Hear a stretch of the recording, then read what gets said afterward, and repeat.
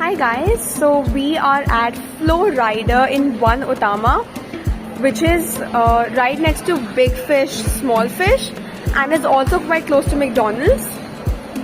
So this is a surfing area. The changing rooms are right ahead, and I recommend that you wear dry fit or your swimming costumes, and you cannot wear anything that has a zip or a button. They also provide lockers for you to keep any belongings that you're carrying with you.